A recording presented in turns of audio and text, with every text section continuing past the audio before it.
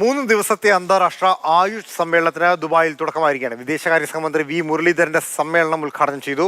30-ലധികം രാജ്യങ്ങളിൽ നിന്നായി 1500-ലധികം പ്രതിനിധികളാണ് സമ്മേളനത്തിലും പ്രദർശനമേളയിലും പങ്കെടുക്കുന്നത്.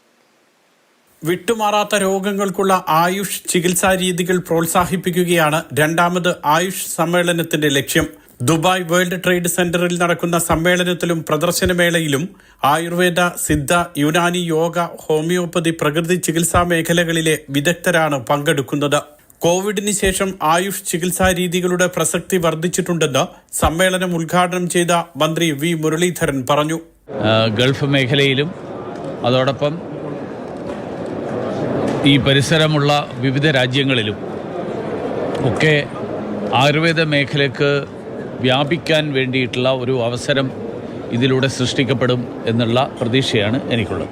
Dubai health authority CEO doctor Marwan Al Mulla, doctor Eisa Bastaki, Ayush secretary Vishwajit Kumar Singh, consul general Satish Kumar Sivan, doctor Satish Krishna, Siddhartha Balachandran, doctor V L Shyam തുടങ്ങി നിരവധി പ്രമുഖർ ഉദ്ഘാടന ചടങ്ങിൽ പങ്കെടുത്തു.